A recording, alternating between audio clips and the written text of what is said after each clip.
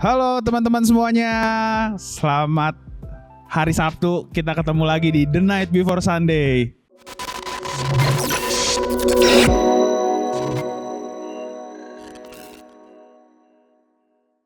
Di episode yang kedua ini, kita akan ada nyanyi seperti biasa, nyanyi bersama-sama, kita menyembah Tuhan bersama-sama. Setelah itu kita juga ada pelayanan firman dari Saudara Dani Gamadi. Tapi sebelumnya teman-teman, untuk acara ini kita udah sesuai protokol kesehatan. Teman-teman yang melayani di sini semuanya udah di swab antigen juga. Nah teman-teman, silakan siapin handphonenya, siapin headset kalau perlu biar lebih enak denger lagunya.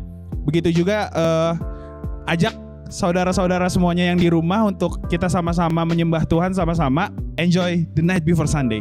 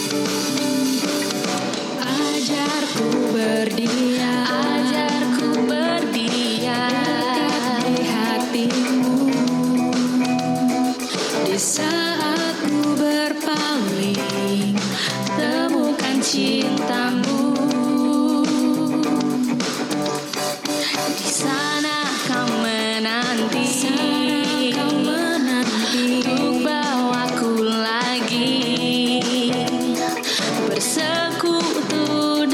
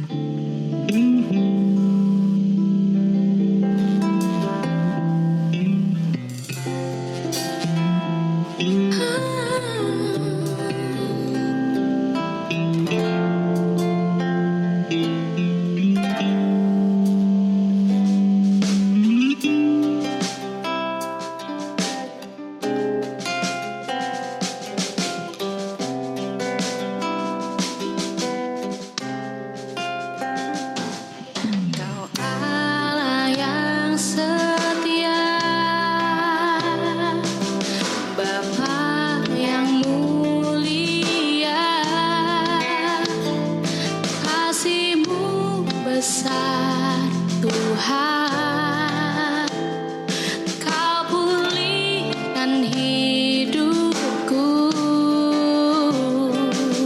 Kaulah harapanku, hidupku dalam-Mu. Terima kasih Tuhan, Kau selamatkan hidupku. Dengan apa kan ku balas segala kebaikan-Mu? Segenap hatiku menyembah-Mu, Yesus. Ku bersyukur padamu. Dengan apa kan ku balas segala kebaikan-Mu? Segenap hatiku menyembah-Mu, Yesus. Ku bersyukur padamu selamanya.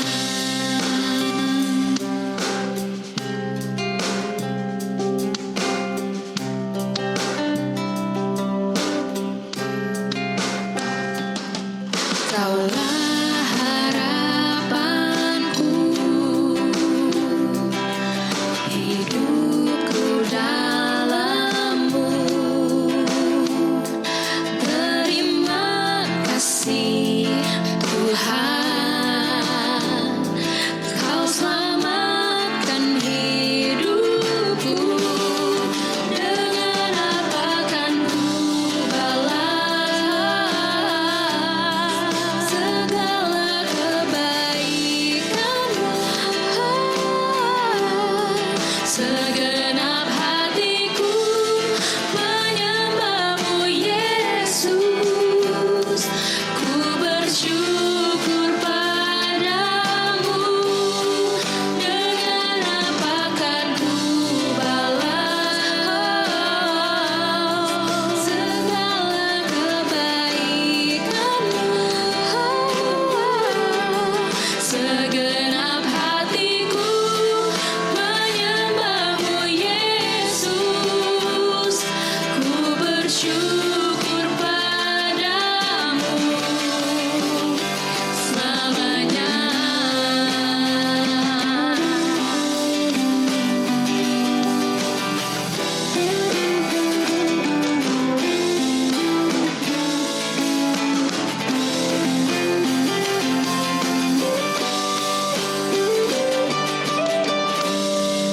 Dengan apa kan ku balas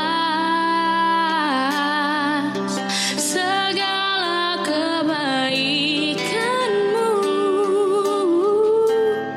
Segenap hatiku menyembah-Mu, Yesus. Ku bersyukur padamu. Dengan apa kan ku balas segala kebaikan-Mu? Segenap hatiku menyembah-Mu, Yesus. Ku bersyukur padamu selamanya.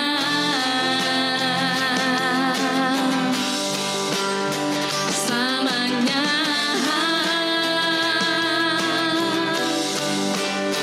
Selamanya.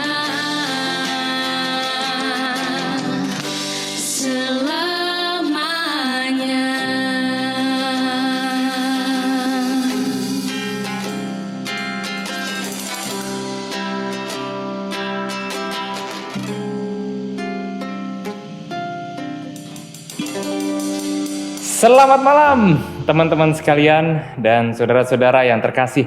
Hari ini kita akan bahas satu tema yang menurut saya ini terlalu hot ya, buat kita bicarakan dalam waktu singkat. Kenapa? Karena udah 10 tahun, bahkan 15 tahun gereja-gereja bergumul dengan topik ini, yaitu soal generasi yang ompong di gereja kita. Generasi yang hilang, orang-orang di usia tertentu, di kuliah, mulai pemuda yang kemudian ninggalin gereja. Mereka yang dari kecil udah ikut sekolah minggu di kita, udah ikut remaja di kita, bikin retret dan bla bla bla. Tapi di satu titik kehidupan mereka, mereka memilih untuk pindah. Baik mereka pindah ke gereja lain, atau nggak bergereja sama sekali. Dan apalagi kalau ada di antara mereka yang kemudian malah mulai meninggalkan iman mereka. Dan di usia 30-an something, mulai ada gerakan orang-orang semangat buat ngajak lagi, ayo balik yuk. Ayo kita ngebangun gereja kita lagi yuk. Which is very good, karena tidak terjadi di banyak gereja. Sebagian besar orang sekali meninggalkan home church mereka nggak pernah benar-benar kembali lagi. Saya Denny Gamadi, mari kita bahas hari ini The Prodigal Church. Kita berdoa. Tuhan, berkati kami ya Tuhan, dengan hikmat, dengan kasih, supaya kami bisa melihat tubuh Kristus sebagai tubuh-Mu yang mulia, yang sakit, yang tidak sempurna, tapi di atas batu inilah Engkau mendirikan gereja-Mu. Berkatilah pembicaraan kami Tuhan, dan hadirlah bersama kami. Dalam nama Tuhan Yesus. Amin.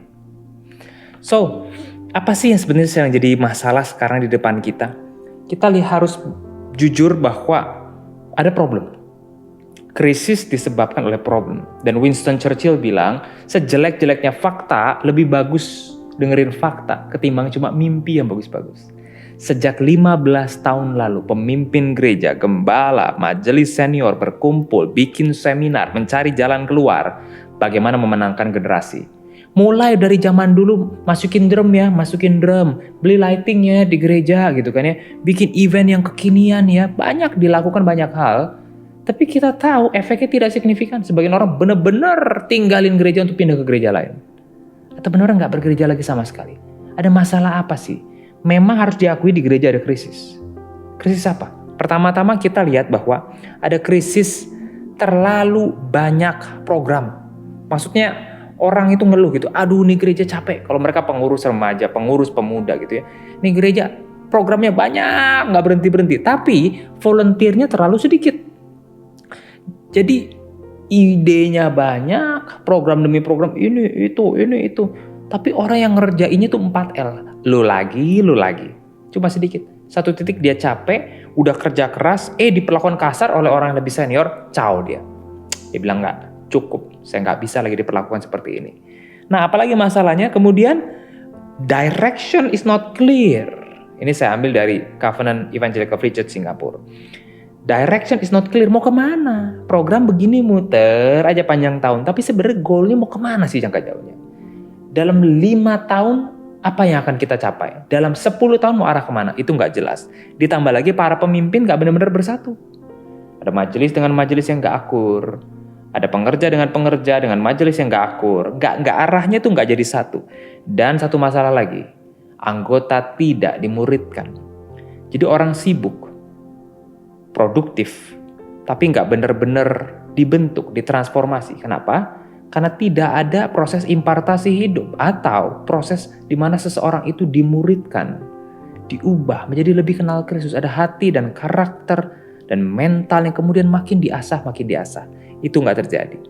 Nah, dengan keadaan begini akhirnya kita melihat ada gejala. Satu apa? Capek. Saya tidak tahu apakah saudara ada dalam fase ini, tapi orang merasa capek. Kerja, berkorban, keluar daya, keluar dana. Bisa kalau kita single. Waktu kita mulai pacaran, waktu kita mulai menikah, mulai punya anak pertama, anak kedua, nggak bisa seperti dulu lagi kan. Dan kita lihat, wah ini capek sekali. Semua yang dibikin, malah dikritik terus. A sampai Z dikritik. Padahal pengorbanan udah luar biasa. Udah hujan-hujanan pula istilah kata. Akhirnya orang-orang merasa capek. Karena tidak diapresiasi, tapi kritikan begitu banyak. Akhirnya dengan capek, orang gak ada yang mau jadi pemimpin. Nyari pemimpin susah, 4L, lu lagi. Mau cari ketua panitia Natal, susah. Mau cari majelis, susah. Kenapa? Kita kekurangan pemimpin akhirnya. Dan apa yang terjadi di gereja kita? Kapan terakhir kali dapat obat baru? Yang benar-benar dari nol, sedikit sekali. Persentasenya mungkin di bawah 10%. Orang yang benar-benar gak kenal Tuhan, jadi kenal Tuhan masuk gereja kita dibaptis. Berapa persen? Oh ya, banyak masuk karena atestasi, pindah dari gereja lain atau karena kelahiran, baptis gitu kan ya, masuk jadi anggota gereja. Tapi di mana orang-orang yang dari latar belakang yang rusak, pendosa gitu misalnya ya, kemudian dia kenal Tuhan terus bergabung di sini. Presentasinya kecil dan itu salah satu simptom yang serius. Dan simptomnya apa lagi? Anak muda meninggalkan gereja for real and for good. Itu sekarang isu yang kita hadapin. Akhirnya kita punya komunitas sel, kita punya KTB stagnan. Ya ada jalan cuman ya gitu-gitu aja. Ada pernikahan-pernikahan yang tetap bergumul yang nggak kunjung selesai. Ada hubungan-hubungan yang tetap rusak di dalam gereja bertahun-tahun, kubu-kubuan nggak selesai dan orang-orang tetap hidup dalam dosa. Ini simptom sih, ini ciri-ciri di mana gereja kita sedang berada dalam krisis. Nah memang kita tahu si kunyuk, maksud saya setan, itu berusaha terus menghancurkan gereja. Tapi bukan itu satu-satunya sumber penyebab masalah. Ada satu lagi penyebab yang merupakan tanggung jawab kita, yang sering kali kita miss, yaitu apa? Kita tidak dimuridkan dan kita tidak memuridkan. Generasi orang tua kita masih punya pengalaman, dia bertamu ke rumah misionaris A, misionaris B, orang bule diterima makan biskuit, minum teh, lalu mereka lihat gaya hidup misionaris itu. Tapi generasi kita nggak lihat role model. Kita jadi yatim piatu secara rohani karena sedikit sekali yang punya privilege betul-betul dimuridkan. Kecuali kalau dia pelayanan di kampus dan lain-lain baru dia melihat sebuah figur. Tapi kita sendiri sekarang nggak dimuridkan dan nggak memuridkan. Itu masalahnya. Dan masalah yang diakui oleh Willow Creek. Bill Hybels, ada satu artikel judulnya Willow Repents. Nama gereja dia ke Willow Creek itu ya, bertobat. Kenapa? Karena dia sadar pada tahun 2007, we made a mistake. Gerejanya mega church, gede, fantastis kalau bikin acara. Tapi yang nggak terjadi di dalamnya adalah proses di mana orang itu dimuridkan. Dan ini serius banget. Kita bisa kumpul ketawa-ketawa, kita bisa bikin program, tapi satu yang tidak terjadi, impartasi hidup, perubahan hidup, pemuritan itu nggak terjadi di sana. Dan Bill Hybels ngomong, ini adalah sebuah wake up call. Buat dia ini serius banget. Jadi sebagian orang ya pemuritan kan program. Jadi program, padahal pemuritan kan gaya hidup kan. Ada mentoring atau coaching, ada friendship, ada community. Maka dia bilang ini wake up call bagi kami. Saya bacakan kata-kata Bill Hybels. We made a mistake. What we should have done when people cross the line of faith and become Christians, we should have started telling people and teaching people that they have to take responsibility to become self-feeders. Jadi waktu orang masuk ke dalam iman Kristen, mesti mulai dibimbing gimana supaya mereka bisa kasih makan diri mereka sendiri secara rohani. Bagaimana mereka jadi dewasa secara rohani. Itu yang missing. Makanya banyak orang udah 10 tahun, 15 tahun, 20 tahun di gereja jadi pemimpin tetap bayi rohani. Kelihatan dari mana? Karakternya, egonya, prioritas dalam ngeliat uang, ngeliat program, ngeliat manusia. Oh itu ternyata bayi rohani. Dan orang-orang tersebut memimpin. Mati gak lu? Kenapa? Karena tidak terjadi pemuritan. Atau orang tersebut menolak dimuridkan. Ya kalau menolak dimuridkan dia tidak siap jadi pemimpin dong. Berani gak dicabut? Itu challenge di hadapan kita. Nah dia bilang, Bill Hybels lanjutin, we should have gotten people, taught people how to read their Bible between services, how to do the spiritual practices much more aggressively on their own. Kita mestinya ngajar orang gimana baca Alkitab di antara hari Minggu dan hari Minggu. Maksudnya apa? Jangan cuma baca Alkitab yang dalam itu kalau dijelasin pendeta di hari Minggu. Tapi Senin sampai Sabtu, gimana mereka bisa secara agresif melakukan spiritual disiplin. Disiplin rohani, baca Alkitab dan buah-buah roh. Dan kedisiplinan yang lain, berpuasa, silent di hadapan Tuhan, mendengar suara Tuhan, meditasi, banyak sekali dalam kehidupan sehari-hari. Nah ini yang sering kali miss dalam gereja. Dan yang kita urusin adalah simptomnya doang. Jadi umpama gini nih, kalau kulit saya merah-merah, dia, waduh kulit saya merah-merah nih, saya mesti tangani. Gimana ya? Saya kasih bedak yang tebal, saya kasih BB cream, saya kasih lotion, nah merahnya hilang. Bodoh kan seperti itu. Lah kalau udah merah-merah, saya mesti cek. Karena masalah bukan ada di kulit dermis saya, ada di darah saya. Ternyata saya demam berdarah misalnya. Jadi mesti dicek sampai dalam masalahnya di mana. Gereja juga sama. Tuh gereja bilang kita dying, anak muda keluar. Jangan cuma lihat simptomnya. Oh anak muda begini, oh begitu. Tapi di dalamnya ada masalah apa yang serius, yang gak diberesin. Dan orang-orang junior udah malas ngomong. Ntar gue ngomong gue disalahin, cabut aja misalnya gitu ya. Lihat sampai kedalaman, ada masalah apa. Dan salah satunya tidak ada impartasi hidup, tidak ada otentisitas, tidak ada akuntabilitas, kita bisa ngomong, bisa terbuka, ada masalah dibahas, semua ditutup. Cara-cara politik yang kotor, itu hati-hati. Karena kalau begitu, kita ini lagi masang bom waktu. Satu kali kelak gereja Anda akan tutup. Ya, gereja ada umurnya. Nah, udah banyak gereja yang mulai tutup. Dying. Di Amerika Serikat kalau betul secara sejarah mereka 30 tahun lebih maju daripada kita. Datanglah ke banyak gereja yang dulu katanya the biggest church in the city. Sekarang diisi lansia. Karena 30 tahun lalu memang para lansia itu orang-orang umur 40-an, 30-an yang semangat. After 30 years, ya cuma mereka aja di situ. Nggak menjangkau, yang muda tinggalin mereka satu persatu. Dan anak muda hilang, kata buku You Lost Me, adalah karena mereka tidak bertumbuh dalam komunitas yang memuridkan mereka menjadi young adult Christian. Mereka cuma disuruh, dimanfaatin. Kamu ngerti teknologi, tolong ya pegang online service kita. Tapi nggak dikasih makan. Diperas. Nah, ini namanya perbudakan dalam gereja. Jadi diminta, dipakai, tapi sebenarnya tidak dimuridkan. Nah, ini masalahnya sekarang drop out problem ya. Jadi church quake orang lagi bilang. Karena banyak gereja di Jakarta tahun-tahun ini goyang. Ditinggalin orang. Gembalanya panik, gembala udah lakukan segala hal, dia mungkin udah 30 tahun atau lebih, 20 tahun atau lebih di gereja itu, tapi kali ini dia ngadepin masalah yang berat dan orang-orang di sekitar mulai ngomong, ayo lo jemaat kamu kok turun. Akhirnya si gembala juga terpengaruh kan. Sebab apa? Sebab nilai-nilai yang dikasih ke telinga dia nilai-nilai bisnis. Gimana engagement rate-nya di sosial media, gimana jumlah attendance-nya, gimana building kamu, gimana cash keuangan kamu. Tidak ada yang melihat bahwa bukan value itu loh yang Tuhan lihat. Tapi kedalaman kerohanian. Jiwa-jiwa yang bertumbuh growth ketimbang just mere performance. Nah jadi banyak hal yang bisa kita mulai perbaikin. Cuma masalah gini loh. Ini tema kan dikasih karena ada gerakan dari teman-teman muda untuk memanggil orang-orang sepantarannya buat kembali lagi ke gereja berkarya lagi. Pertanyaan saya ketika kita ngajak orang, ayo kembali yuk bangun gereja ini. Apa yang bikin mereka mau? Apa needs yang dikasih? Kalau cuma serta-merta, ayo kita lagi susah nih keadaannya, ayo kita bangun yuk. 1-2 tahun orang bakal ngebangun. Tapi setelah itu orang bakal melihat, kembali lagi lagu lama. Masalah yang lama tetap ada.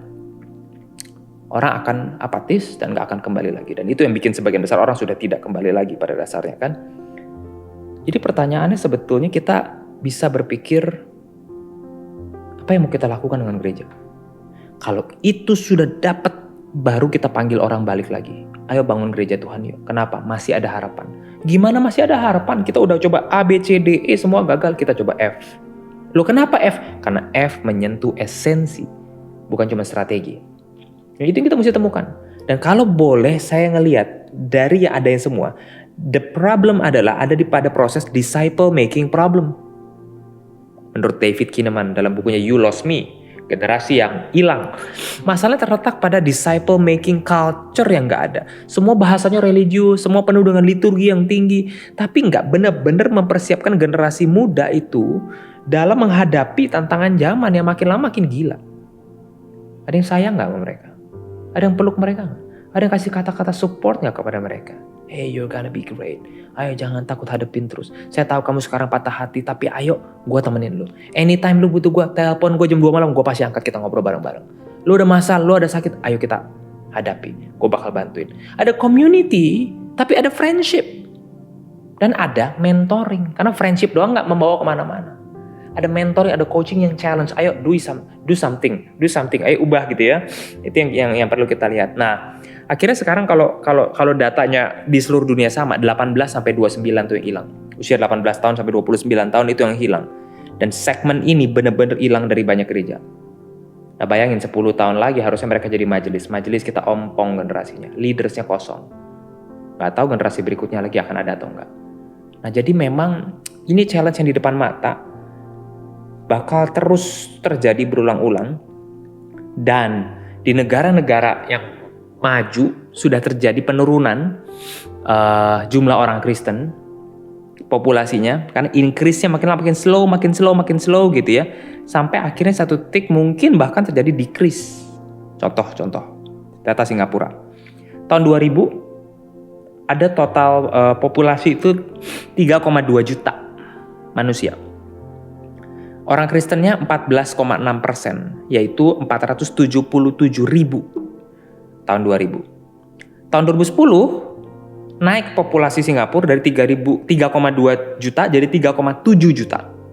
Naik 500.000 jiwa dalam 10 tahun. Jumlah Kristennya naik tuh dari 2000 sampai 2010 tuh naik.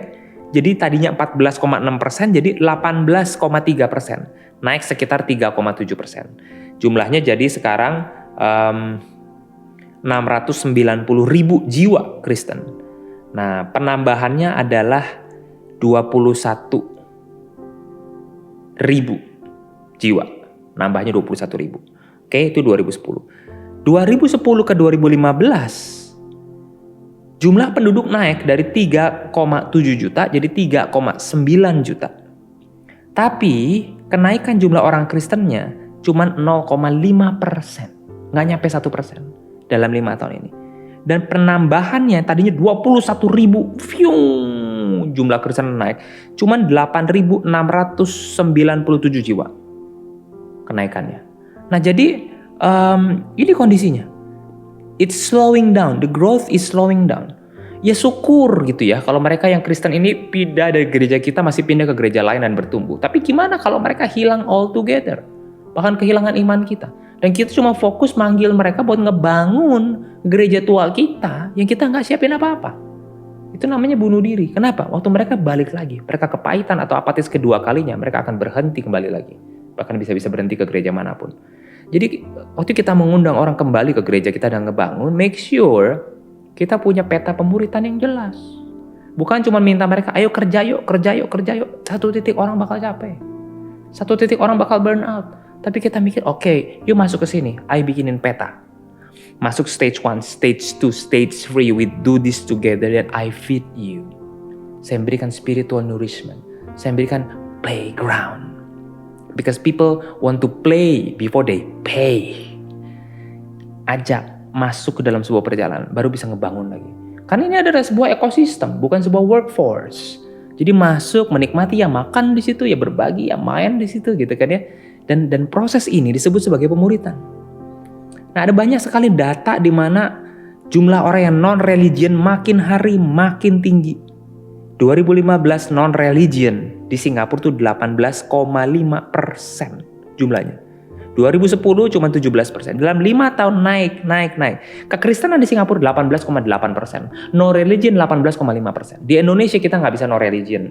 Tapi kalau ditanya satu persatu, jangan-jangan sebagian besar orang emang seperti udah no religion. Maksudnya apa? Kehilangan kepercayaan pada gereja karena merasa tidak bertumbuh. Atau ada masalah-masalah yang tidak kunjung diselesaikan misalnya kan. Nah, dan akhirnya dengan keadaan ini banyak hal yang makin buruk terjadi. Free sex makin mudah dilakukan.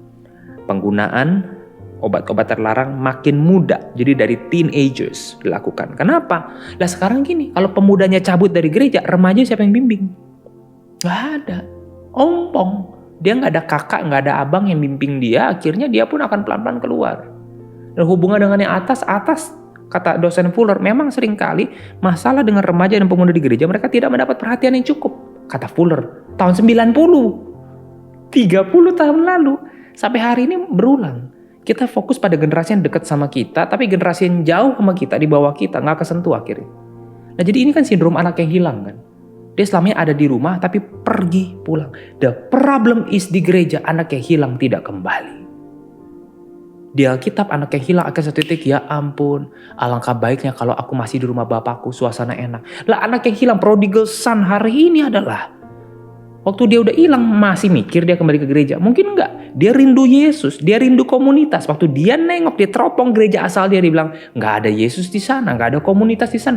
Why should I go home? Itu challenge kita, menjadikan a home di mana ada hadirat Allah, ada blessings, ada abundance, dan ada penerimaan. Ada brokenness, tempat di mana messed up people bisa datang dan bersender. Tapi ada gracefulness. Ada brokenness, ada gracefulness yang menerima mereka apa adanya.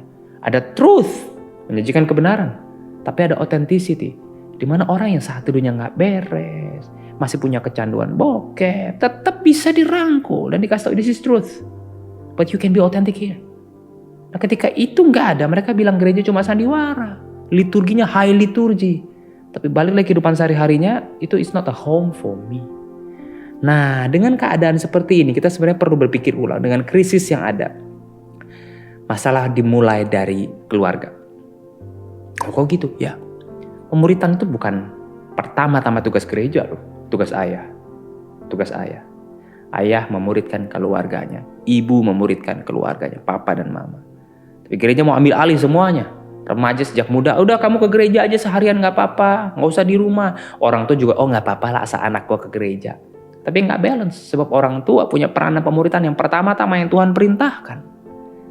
Nah oleh sebab itu pemuritan ini multidimensi. Jangkau orang tuanya. Orang tua muda, orang tua senior. Jangkau anak-anaknya. Dan kembalikan peran pemuritan kembali ke orang tua dulu. Baru kita sebagai gereja komplement gerakan tersebut. Sebab anak-anak yang hilang ketika punya masalah. Di satu titik waktu dia kuliah ke luar negeri. Itu dia mentok, dia tidak telepon gereja. Dia telepon papa mamanya. Pertama teman-temannya. Tapi mentok semua, akhirnya dia kena masalah gede. Dia telepon siapa? Mamanya, papanya. Nah kalau hubungan itu gak pernah terjadi, kelar dia. Mungkin dia pilih jalan pintas dalam hidupnya. Papa mama punya peran yang sangat penting. Nah apa kaitannya dengan gereja kita? Ada papa mama muda kan? Sadarkan mereka. Kepahitan yang mereka alami, eksodusnya mereka dari gereja yang mereka alami akan terulang di anak mereka. Tugas mereka pertama-tama, protect their children. Be present, hadir. And disciple their children. Tapi gimana? Gue kagak pernah dimuridin. Gimana gue bisa muridin istri gue? Istri gue lebih galak misalnya kata. Let's do it together yuk. Di gereja ini kita jadi sesama rekan perjalanan yuk. Nah gitu loh ajaknya. Jadi discipleship family. Bukan cuma discipleship community. Tapi bersama-sama para ayah, para ibu dengan segala kelemahan dan ketidakada pengalaman gitu ya. Sama-sama jalan sama-sama buat muridin satu sama lain. Saling dan kepada anak mereka. Karena sekarang anak muda juga yatim piatu. Gak punya figur otoritas yang dia bisa respect. Yang dia bisa percayai. Enggak, banyak kecewa kok. But that's the reality kan. Nah gimana sekarang justru mereka jadi gitu. Sebab orang suka berpikir 5 kesalahan dalam pemuritan. 1, pemuritan tuh pasti terjadilah dalam keluarga. Siapa bilang? Di gereja kalau udah masuk gereja pasti dimuridkan lah. Itu ngaco. Enggak. Cuma masuk gereja, keluar gereja itu tidak dimuridkan. Itu cuma denger di otak aja. Karakter berubah itu kan pilihan. Sebab karakter terjadi di dunia sehari-hari. Dunia kerja, dunia kampus, dunia keluarga. Bukan di hari Minggu. 1, mitos. Pemuritan tuh pasti terjadi ketika orang masuk gereja. Salah. 2, miskonsepsi, mitos. Pemuritan terjadi kalau orang ikut program gereja. Ya kagak juga. Ikut program dia beraktivitas. Tapi karakter aslinya, air matanya gak kesentuh. Ketakutannya dengan hidup gak kesentuh. Masa lalunya gak kesentuh. Kepahitannya gak kesentuh.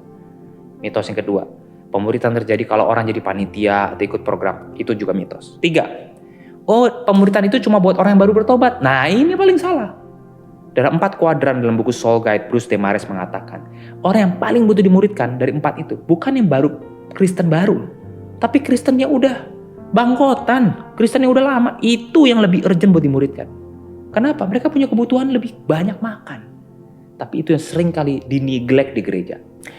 Mitos yang ketiga adalah pemuritan hanya buat orang baru.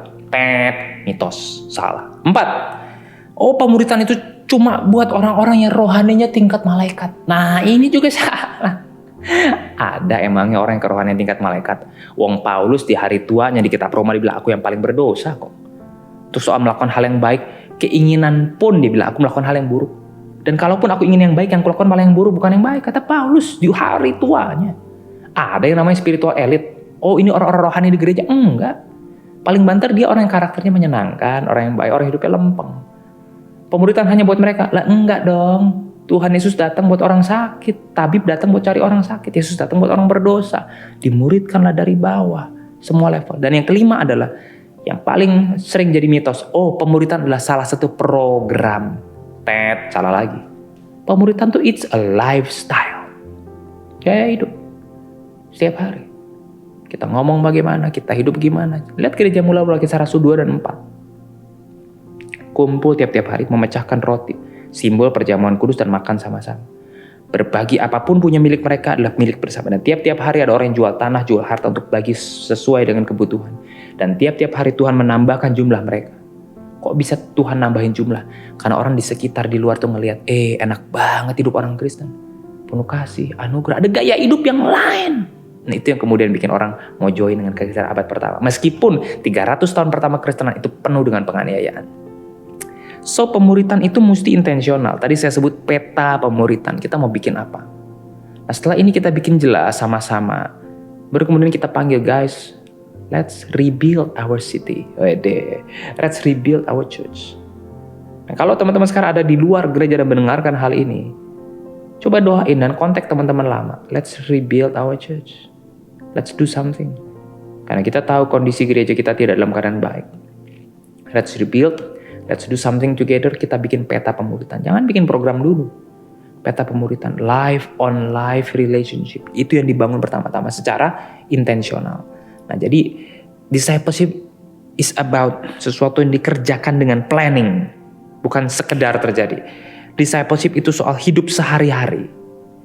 Discipleship itu seumur hidup. Lifelong terjadinya. Discipleship itu untuk semua orang.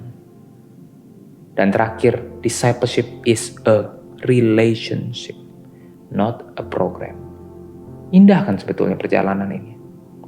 Well, memang mungkin kita nggak langsung lihat, boom, gereja kita rame. Boom, keuangan gereja naik, bisa renov gedung dan bla bla bla, beli tanah baru. Tapi kita akan dapat jiwa-jiwa yang sangat kuat, yang kompak, yang akan ngebangun lagi gereja. Dan dari situ segala sesuatu bisa terjadi. Tapi ini titik awal yang mesti kita bangun dulu yang sering kali orang neglect.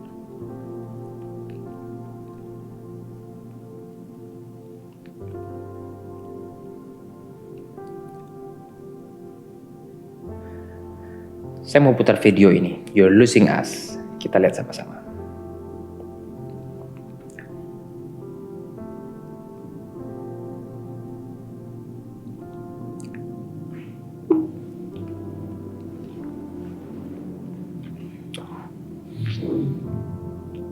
Generasi yang hilang sudah terjadi di gereja-gereja. Sampai kapan hal ini akan terus terjadi? Berpulang kepada bagaimana kita menangkap visi Tuhan buat generasi ini. Dan salah satu visi yang sering kali hilang dari pandangan kita adalah visi untuk mengasihi, memuridkan orang lain dalam peta pemuritan yang disusun. Tanpa itu, orang tidak pulang. Mereka akan terus berkelana, hidup dalam hal yang berat, tanpa orang yang memeriksa keadaan mereka. Pertama-tama, periksalah hati kita. Kenapa kita mau orang kembali bangun gereja kita? Buat apa? Mereka harus pulang.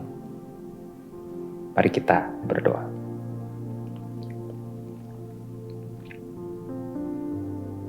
Tuhan, berikan kami hikmat untuk melihat rencana Tuhan bagi gereja kami. Kemana arahnya? Apa nilai-nilainya? Berikan kami jiwa yang mencintai teman-teman kami. Yang mana meskipun mereka nggak pulang ke gereja ini, meskipun mereka kemudian tersesat dan hilang dan melakukan kesalahan, tapi kami sayang sama mereka. Dan rasa sayang itu yang benar-benar berpencar dan membawa keharuman sampai ke dalam hati mereka. Tuhan, di tengah church quake dan prodigal church, gereja yang hilang, bukan anak yang hilang. Seringkali bukan anak yang meninggalkan gereja, tapi gereja yang meninggalkan sang anak. Berikan kami kepekaan, ketajaman berpikir untuk menangkap isi hati-Mu bagi generasi ini. Agar kami bisa bangkit dan bisa berjumpa dengan mereka dengan rendah hati. Agar kami tidak hanya menuding jari dan berkata, Engkau keluar dari gereja. Tapi kami bisa menunjuk diri kami sendiri dan berkata, kami keluar dari hidup-Mu. Tuhan, izinkan gereja yang hilang untuk pulang. Dan anak yang hilang untuk pulang. Agar pesta terjadi. Dalam nama Tuhan Yesus kami berdoa. Amin. Bapak, Ibu, Saudara, dan teman-teman sekalian, mari kita lanjutkan aktivitas kita dan mari kita menerima berkat Tuhan. Tuhan mengarahkan wajahnya kepadamu dan memberikan damai sejahtera. Kiranya penyertaan dan kepenuhan Allah Bapa, dan penebusan dalam darah Tuhan Yesus Kristus, dan penyertaan sempurna dari Roh Kudus menyertai kita dari sekarang sampai selama-lamanya. Amin. Haleluya.